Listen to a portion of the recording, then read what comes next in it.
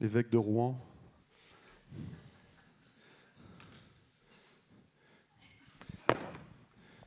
J'ai invité quelques ministères ce matin, qu'on puisse, comme un conclave, qui la fumée, la fumée elle est dehors là. Sérieusement, Père, je te prie, nous allons entendre ta parole. Père, je veux proclamer que ton esprit utilise maintenant William pour parler à nos cœurs. Je te prie que nos cœurs soient bien disposés pour recevoir et mettre en pratique ce que tu as à nous dire ce matin. C'est ma prière au nom de Jésus, que vraiment nos cœurs soient une bonne terre. Amen. Bonjour à tous. J'ai dit bonjour à tous. Est-ce que vous êtes heureux d'être vivant? Je ne sais pas si certains sont conscients que chaque matin, quand on se réveille, c'est un cadeau du Seigneur qu'il nous donne. Vous auriez pu vous réveiller aux urgences. Ça existe, les urgences, dans le Nord. Appareillés. Mais vous êtes là ce matin. Et Dieu veut vous parler ce matin. Dieu m'a parlé ce matin pendant les chants. Et le dernier chant, c'était la confirmation de ce que je dois vous transmettre. Et il est parlé de... C'est un vieux chant qu'on chantait, je ne sais pas, au XVIIIe siècle. On chantait ça avec la chorale, mais ça m'a rajeuni d'un seul coup. Quelquefois, on se sent vieux, non? Alors, quels sont ceux qui ont au-dessus 70 ans? Oh, il y en a qui n'osent pas. Hein. Bienvenue au club. Eh bien, Dieu veut se servir de nous même quand on va au-delà de 70 ans. Quand je suis arrivé à mes 70 ans, les gens m'ont dit oh, « Tu ne les fais pas. » Oh ben merci. Mais j'ai trouvé qu'à partir de 70 ans, le sol s'éloignait de plus en plus. Pour ramasser quelque chose, et ma femme me dit « Bientôt, il va falloir un palan pour te redresser. » Mais non, j'exagère. Écoutez, soyez les bienvenus ce matin. C'est un jour de fête, c'est un jour sérieux, c'est un jour solennel. Dis à ton voisin ou à ta voisine, Dieu veut me parler ce matin. Amen. Écoutez, avant d'entrer dans le vif du sujet, j'ai présenté hier, disons,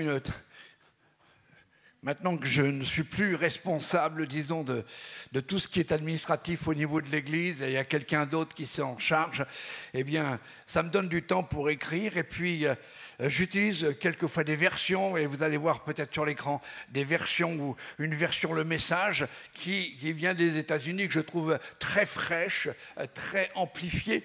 Et j'ai commencé à traduire et j'en ai amené quelques exemplaires, la traduction des évangiles de Jean, des 3 épîtres et de l'Apocalypse. Donc vous trouverez ça, disons, là-bas au fond, avec une hôtesse très agréable que vous connaissez peut-être, Célicia. Mais lui marchez pas sur le pied, ça va faire de la musique. Ça va, Célicia, tu m'aimes toujours, bon d'accord. On va regarder ensemble un texte. Et il y a ce texte, si ça veut bien marcher, hein, voilà. Ce texte se trouve dans Michée au chapitre 6, versets 6 à 8, vous pouvez suivre avec moi. « Avec quoi me présenterai-je devant l'Éternel? Pour m'humilier devant le Très-Haut, me présenterai-je avec des holocaustes, avec des veaux d'un an? L'Éternel agréera-t-il des milliers de béliers, des myriades de torrents d'huile? » Ça, c'est pour celui qu'on va prier ce matin.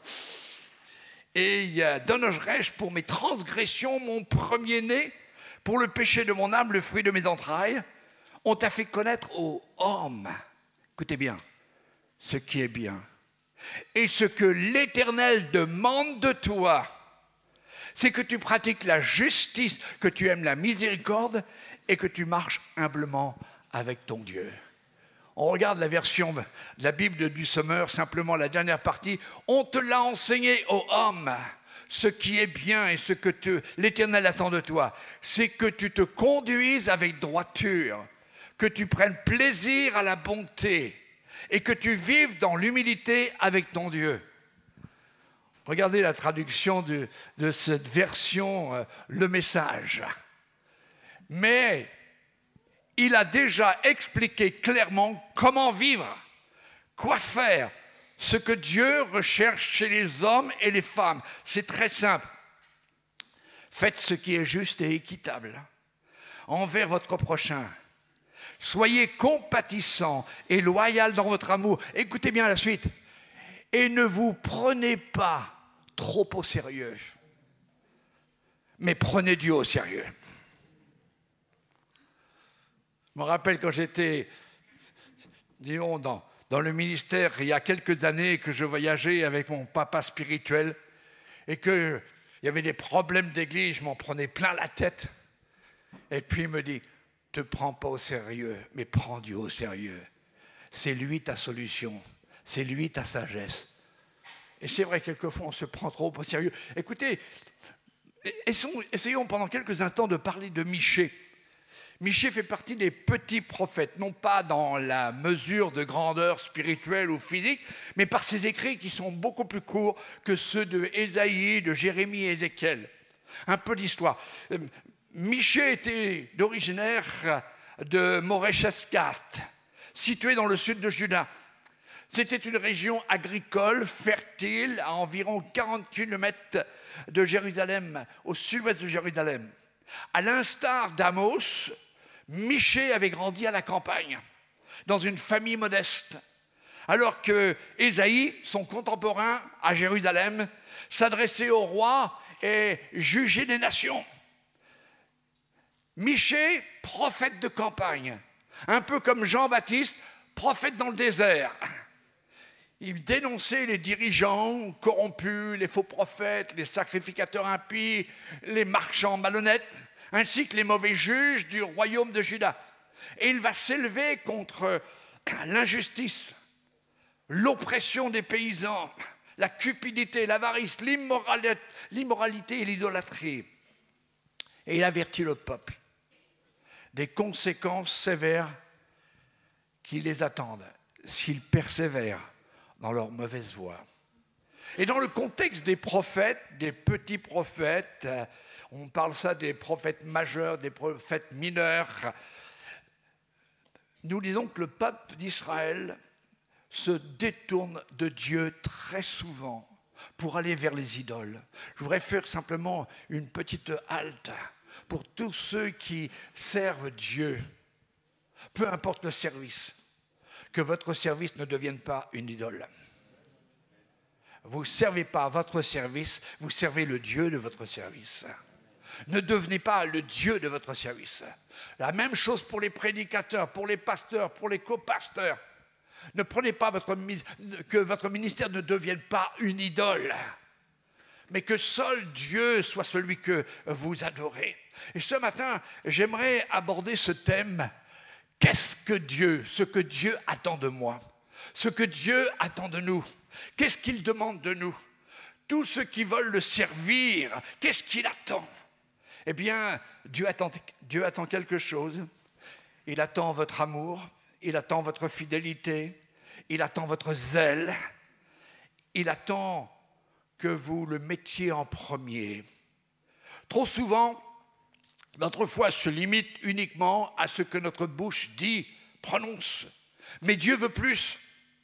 Il veut que notre foi soit pratique, que votre foi, que ma foi se voit dans l'action, dans l'obéissance, dans la consécration, dans notre marche quotidienne avec lui, dans cette intimité, dans cette relation quotidienne.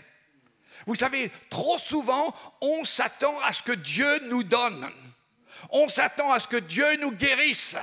On s'attend à ce que Dieu nous délivre. On s'attend à ce que Dieu sauve nos enfants, que Dieu touche nos familles. Mais on devrait dire, qu'est-ce que Dieu attend de moi? On s'attend toujours trop à ce que Dieu intervienne. Mais lui, il s'attend d'abord à ce que nous répondions à son appel. Il recherche chez chacun quelque chose de particulier, une vie spirituelle pratique. Dieu s'attend à ce que notre vie reflète ce qu'il est. Que notre vie se reflète ce qu'il est. Nous sommes peut-être tous de différentes origines. On vient peut-être de plusieurs parties de ce monde. Moi, je suis entre deux.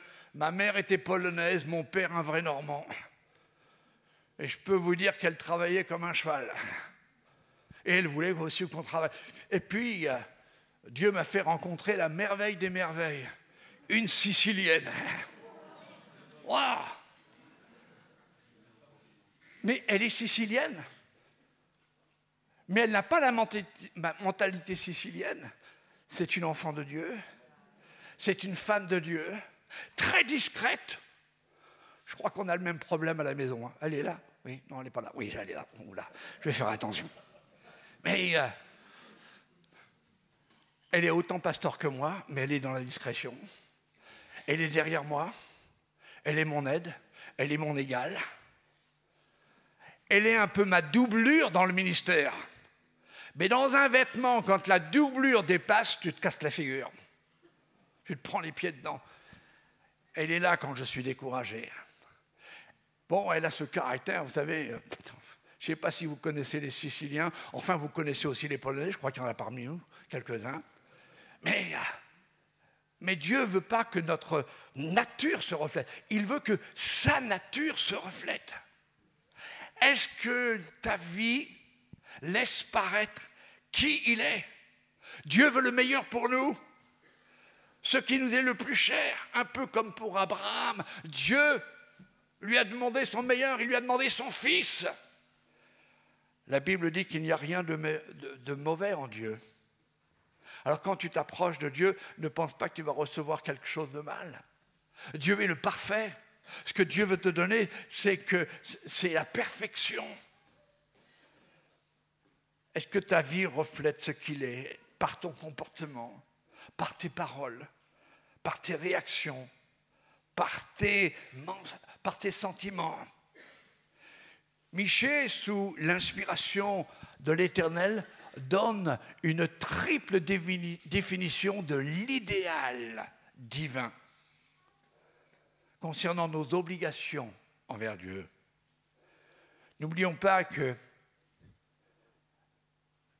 il nous a appelés. Il s'est crucifié, il a été crucifié pour nous. Il a été blessé pour nous. Et qu'est-ce que Dieu attend de nous? Dans le chant qu'on a chanté, il y a « Mon peuple, écoute-moi et fais le bien ». Il attend de nous que nous puissions agir avec justice et droiture. Être juste, honnête dans nos rapports, les uns avec les autres. Chercher le bien des autres. Faire le bien.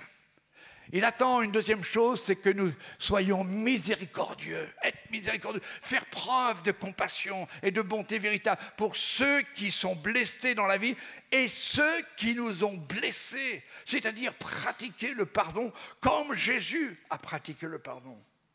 Et ce n'est pas un petit pardon.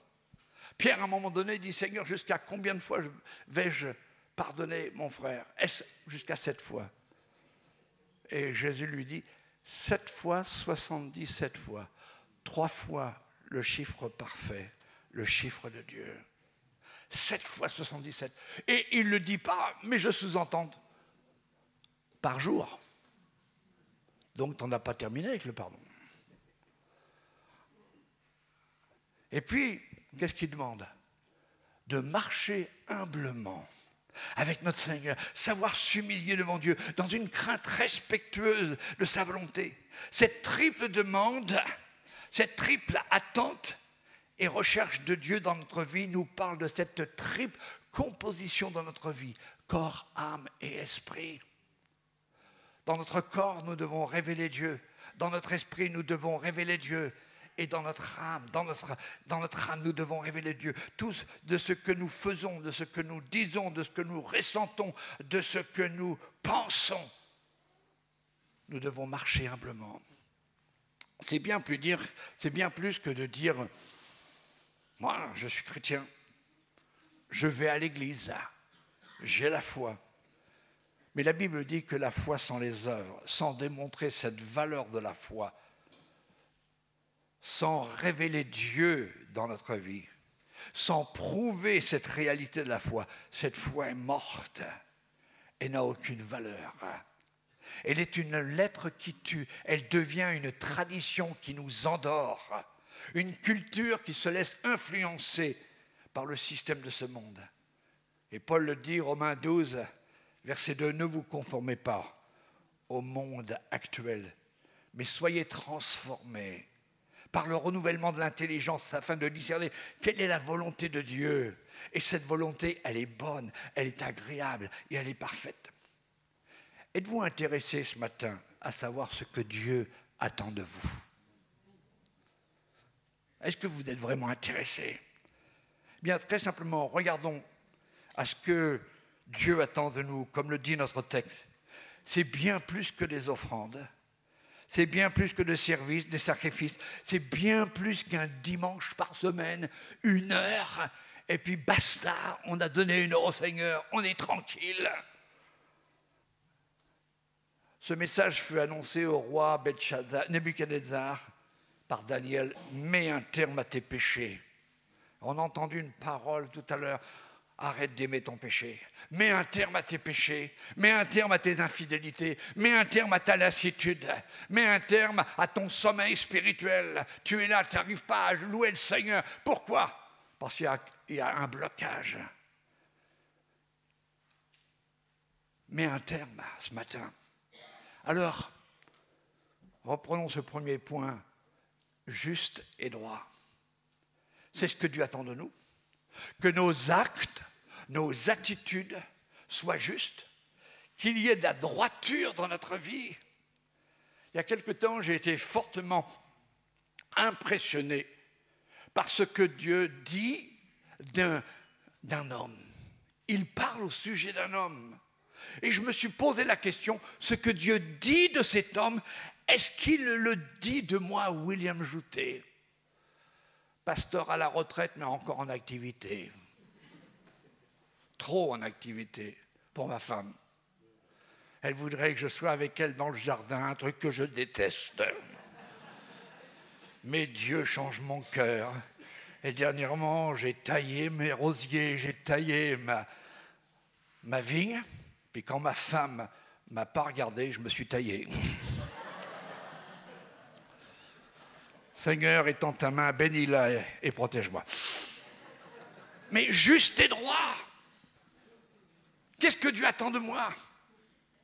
Et j'ai été étonné que Dieu parle à un homme, d'un homme. Et vous savez à qui il va parler? À Satan. Cet homme était remarquable. C'est Job. La Bible dit qu'il était intègre et droit. Il était juste et droit. Il craignait Dieu et se détournait du mal. Et quand Satan vient provoquer Dieu, Dieu réplique ceci. As-tu remarqué mon serviteur Job? Écoutez ce qu'il a dit. Il n'y a personne comme Job sur la terre. Waouh! J'enlève mes lunettes pour mieux vous voir. Est-ce que Dieu dit cela? Il n'y a personne comme toi sur la terre. Si tu reflètes la vie de Jésus, si tu reflètes la droiture et la justice, Dieu va dire cela. Parce que le diable est constamment en train de t'accuser aux yeux de Dieu. Ou tu regardes uniquement tes problèmes, tu fixes tes problèmes comme il nous a été dit dans une parole prophétique. Rendez compte, Dieu parle de Job et il dit à Satan, il n'y a personne comme lui. Alors vous savez, Satan lâche pas le morceau, il revient, il va reprovoquer à nouveau Dieu, et Dieu va lui dire, pour la deuxième fois, as-tu remarqué mon serviteur Job? Il n'y a personne comme lui sur la terre. Il est juste, intègre et droit. Ça ne veut pas dire que Job était saint, ça ne veut pas dire que Job était sans péché, mais sa vie démontrait la réalité de sa foi. la réalité de sa marche avec Dieu, la réalité des valeurs de Dieu dans sa vie. Qu'est-ce que Dieu dit de moi à l'ennemi? Qu'est-ce que Dieu dit de toi en face de l'accusateur? Qu'est-ce que Dieu attend de moi? Qu'est-ce que Dieu attend de toi? Qu'est-ce que Dieu attend de nous? Qu'est-ce que Dieu attend de l'église de Douai? L'équipe pastorale, tous ceux qui sont en service. Eh bien, il attend de moi que je sois juste, droit, intègre. Il attend des diacres et des diaconesses.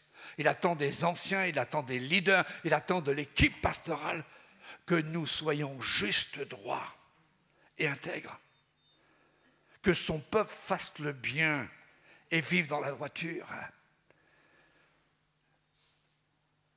Dans l'Église, on doit trouver le bien. Dans la vie des chrétiens, on doit trouver la loyauté, la droiture. Pour faire ce qui est juste, il nous faut vivre en communion avec celui qui est le seul juste, celui qui reflète et est la droiture. Juste et droit en vivant dans sa présence. Vivre et connaître une intimité avec Dieu, un temps personnel avec Dieu pour mieux le connaître et pour découvrir sa volonté. Faire ce qui est droit, ce qui est juste. Ce n'est pas si facile quand nous sommes éprouvés.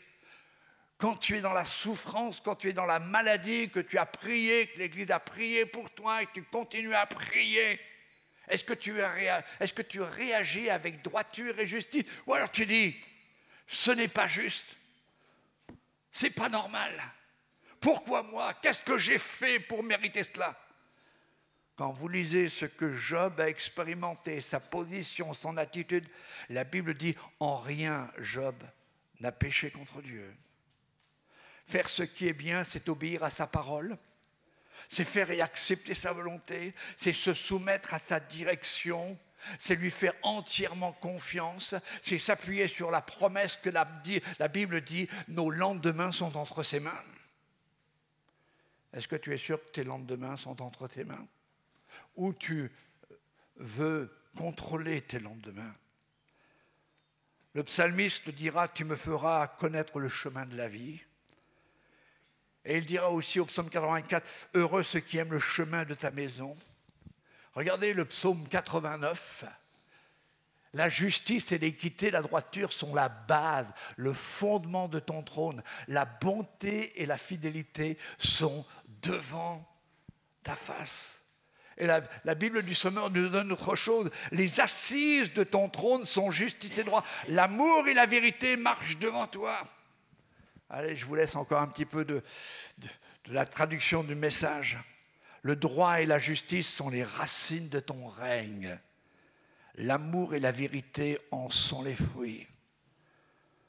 Quels fruits montrons-nous? Quels fruits avons-nous? Vous savez que lorsque vous regardez un fruit, c'est la preuve qu'il y a la vie. Vous êtes d'accord? Un fruit, c'est la vie. Mais le fruit ne produit pas la vie. C'est les racines qui produisent la vie et après qui produisent le fruit. Où sont tes racines? Est-ce qu'elles sont en Dieu? Est-ce qu'elles sont dans ta tradition? Est-ce qu'elles sont dans ta religion avec tous les hic qu'on peut y ajouter? Ou est-ce que tes racines sont en Dieu? Sont en Jésus? Quand nous prions le Notre Père, peut-être que vous ne le priez pas, mais moi je regarde très souvent le Notre Père. Qu'est-ce qui est dit? Que ton règne vienne, que ta volonté soit faite. Ça veut dire que ma volonté, elle est mise au second, au troisième, au quatrième plan.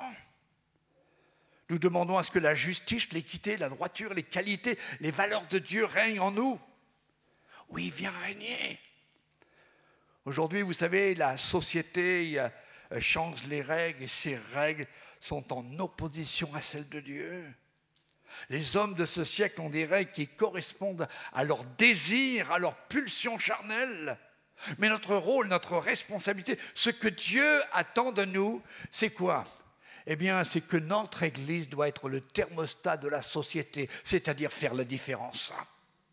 Faire la différence, c'est-à-dire, tout simplement, le monde vit dans l'obscurité, nous vivons dans la lumière. Le monde vit dans la peur, la terreur, nous vivons dans la paix, la tranquillité. Le monde vit dans le désespoir, nous vivons dans l'espérance et l'assurance. Le monde vit dans l'égoïsme, nous vivons dans le partage, dans la générosité. Le monde vit dans la division, nous vivons dans l'unité de Christ, c'est ce que nous avons parlé hier. Le monde ne sait pas ce que demain sera. Nous vivons en sachant que nos lendemains sont entre ses mains. Le monde vit dans la rébellion. Nous vivons dans l'obéissance et la soumission. En étant droit, intègre, faisant ce qui est bien, ce qui est juste, eh bien, nous protégeons la jeune génération qui vient, qui monte, ces jeunes agneaux devant les loups extérieurs que l'on trouve sur les réseaux sociaux, les influenceurs. Job le savait. Voilà pourquoi à chaque fois ses enfants se réunissaient pour faire la fête, aussi vite ils priaient pour que Dieu les protège. Est-ce que tous les jours vous priez pour les vôtres? Ça c'est droit, ça c'est juste. Il est dit ceci, c'est Paul qui dira à son jeune Timothée, pour toi, homme de Dieu, fuis ces choses et recherche la justice, la piété, la foi, l'amour, la patience, la douceur. Je te recommande devant Dieu qui donne la vie à toutes choses et devant Jésus-Christ qui fit une belle confession devant Pilate, de garder le commandement et de vivre sans tâche, sans reproche. Et il dira, ô Timothée, garde le dépôt. J'aimerais dire à tous ceux qui servent le Seigneur, jeunes et vieux, gardez le dépôt. Protégez le dépôt, protégez ce que Dieu a mis dans votre cœur, ce que Dieu a fait. Que ça n'appartienne pas simplement il y a 15, 20 ans, 25 ans, mais gardez tous les jours. Paul dira aux chrétiens de Romains que votre amour soit sincère. Ayez le mal en horreur. Attachez-vous de toutes vos forces au bien. Faire le bien, être droit et juste. Puis la deuxième chose, pratiquer la miséricorde. Qu'est-ce que Dieu attend de ma vie? Qu'est-ce que Dieu attend de l'Église? Que je vive et pratique la miséricorde, la bonté de Dieu. Nous chantons dans notre Église, je ne sais pas si vous connaissez ce chant, ta bonté me poursuit et me poursuit encore. Mais est-ce que la bonté chez nous se déverse pour autrui? Vous savez, j'ai réalisé quelque chose il y a pas très longtemps, alors que quand même quelques années de ministère à mon actif, mais j'ai découvert quelque chose. À chaque fois que je lis la parole de Dieu, je découvre quelque chose. Et j'ai découvert que Jésus n'était pas 50% grâce et 50% justice. Mais il était 100% grâce et 100% justice. Lorsqu'on lui amène une femme prise en flagrant délit d'adultère, prête à être lapidée par les religieux de son temps, que celui qui est sans péché, dira-t-il, lui jette le premier à la pierre. Ça, c'est la justice. Puis il dit à la femme, personne ne t'a-t-il condamné? Ça, c'est la grâce. Va et ne pêche plus. Jésus est justice et miséricorde. Et notre foi n'est pas de juger, de condamner, mais d'offrir la grâce, le pardon, d'offrir la miséricorde de Dieu. La bonté et la fidélité sont devant ta face. Tous ceux qui sont abîmés par la vie, par les difficultés, par les injustices, doivent trouver dans ma vie, dans la vie de l'Église, de la compassion, de la grâce, de la miséricorde. Et lorsqu'ils viennent dans les rassemblements, alors la culpabilité s'éloigne, la culpabilité disparaît. Il y a une petite différence entre la grâce et la miséricorde. La grâce, c'est ce que nous ne méritons pas et que Dieu nous donne. Et la miséricorde, c'est ce que nous devrions mériter, mais que Dieu a déposé sur son Fils Jésus, c'est-à-dire le châtiment. Ça implique une repentance. Il y a combien de temps vous vous êtes repenti? Ah, peut-être certains vont dire, ouais, en 1958, en 1965. Quand Dieu touche mon cœur, je suis obligé de me repentir. Parce que je ne suis pas arrivé à l'état de perfection comme Jésus l'aimerait. Et la repentance, elle est quelque chose d'extraordinaire. Elle ouvre la porte. Et je voudrais terminer par ce point, avant que nous prenions ce temps de communion. L'autre point, c'est marcher avec Dieu. Ce que Dieu attend de moi, c'est que je marche avec lui. Ce que Dieu attend de l'Église, c'est qu'elle marche avec lui. Et non pas l'inverse. Nous avons tous des projets, nous faisons tous des projets, nous prenons tous des décisions et on dit « Ah, Seigneur, tu marches avec moi !» Mais est-ce qu'on a consulté l'Éternel? Je vous donne simplement un exemple qui est triste. Il y a quelques années de cela, un couple qui était vraiment engagé dans le Seigneur, dans le service, ont voulu me voir avant le culte. C'est toujours bizarre quand les chrétiens veulent vous voir avant le culte. Moi, j'essaye de fuir les chrétiens avant le culte pour être libre dans ma tête. Là, je t'ai rendu service. Hein. Et j'étais dans mon bureau, ils ont frappé, je ne réponds pas. Les connaissant, ils ont ouvert. On vient te dire quelque chose. Ah, oh, d'accord, mais j'aurais préféré que ça soit... Non, on n'a pas le temps. On quitte l'église, on déménage, on va où il y a du soleil, on en a marre de la Normandie, et puis on voudrait passer un peu plus de temps ensemble, et on a retrouvé un travail où on va être un peu plus ensemble. Enfin, ma réponse était, est-ce que vous avez consulté Dieu? Ou est-ce que vous avez décidé et vous obligez la bénédiction de Dieu à être avec vous? Quand on ne met pas Dieu en premier, on risque d'avoir des difficultés. Et qu'est-ce qui s'est passé? Ils sont partis. Le couple a éclaté. Le mari est tombé dans l'alcoolisme. Il a abandonné sa femme. Il voulait partir pour vivre des jours heureux, sans consulter l'Éternel. Seigneur, marche avec mes projets. Non, Seigneur, je marche avec toi. Et tes projets deviendront mes projets. Ta volonté deviendra ma volonté. Dieu dit, vos voix ne sont pas mes voix. Vos pensées ne sont pas mes pensées. On a prié. Ils ont divorcé. L'homme a refait sa vie après une vie tumultueuse et je n'ai pas de jugement. Mais combien c'est triste. Ne demandez pas à Dieu de marcher avec vos projets si d'abord vous ne l'avez pas consulté. Si vous n'avez pas cherché la volonté de Dieu.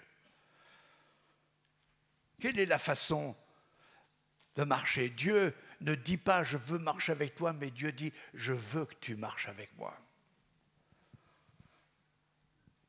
La Bible dit que nous n'avons rien à prétendre, on n'a rien à fanfaronner ou à claironner. Nos années de conversion, nos talents, nos dons, nos capacités, s'il y a une certaine fierté, cette fierté doit être donnée pour la gloire de Dieu, parce que tout n'est que grâce. Marcher, mais humblement.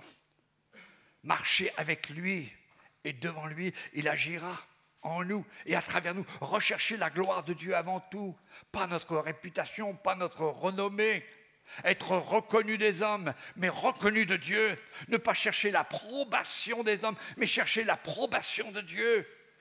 Et quand Dieu bénit, alors les hommes voient ce que Dieu fait.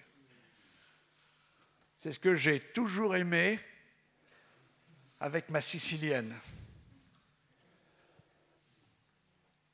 Dans 2 mois, on fête nos 50 ans de mariage. Et je lui ai dit, ce jour-là, je te redemande en mariage. Elle a dit, ah non, ça coûte trop cher. Sicilienne. Et ce qui est merveilleux, c'est que quand on avait des projets, on les mettait dans la prière. Seigneur, tu vois, on va faire ce voyage. Mais si tu veux qu'on prenne ce voyage, on part dans ce voyage, c'est parce que tu as décidé de nous y envoyer pour que nous soyons en bénédiction.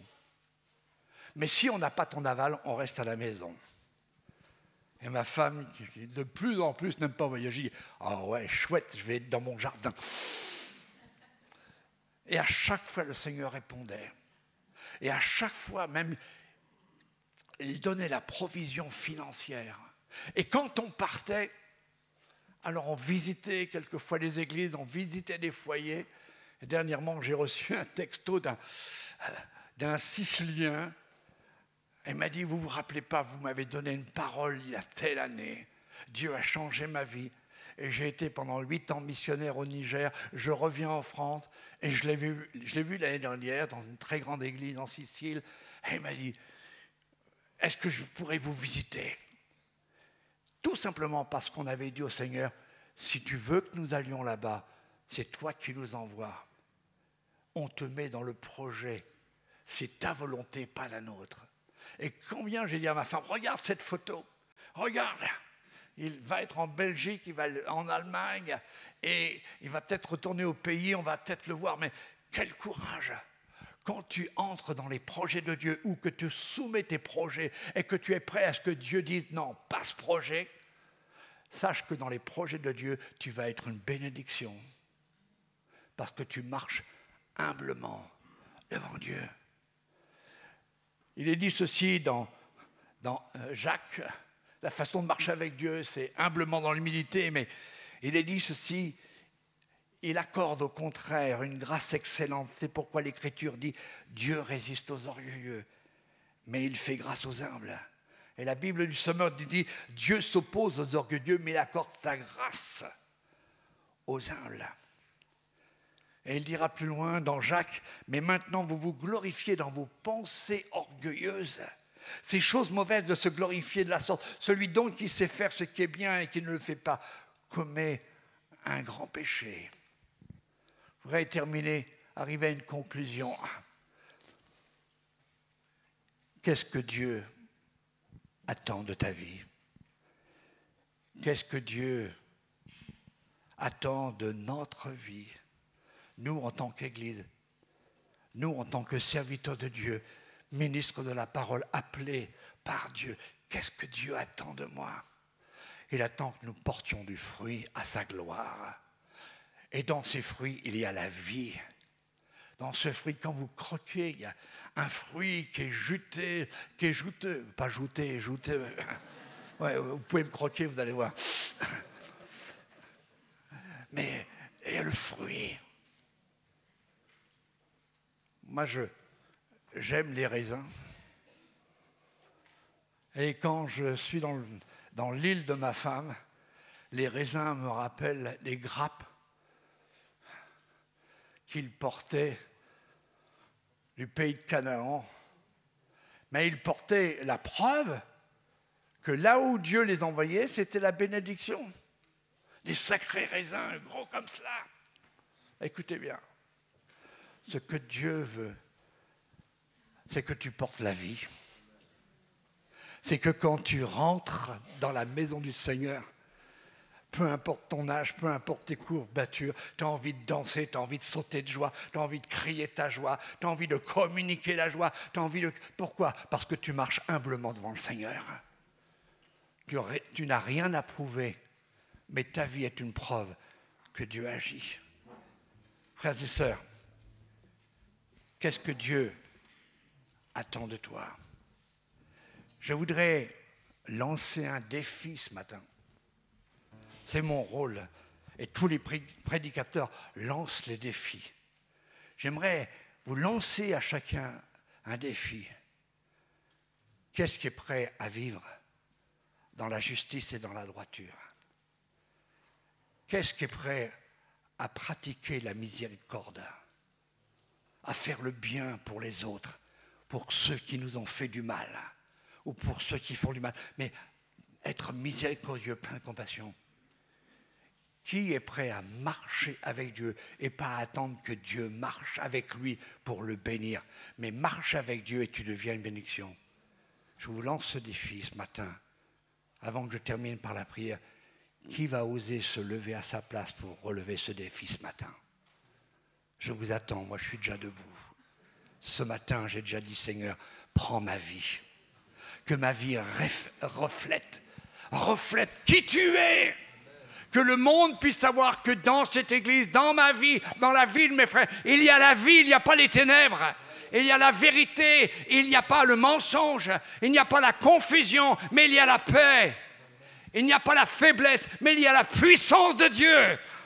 Nous bénissons ton nom, Seigneur. Je vous invite à lever vos mains vers le Seigneur et de dire dans votre cœur, Seigneur, prends mes mains et c'est toi qui vas me faire marcher. C'est dans ta direction que je veux aller. J'abandonne mes directions, mes directives, toute mon influence et je veux réellement te servir. À ton nom soit la gloire. Et tout le peuple de Dieu dit...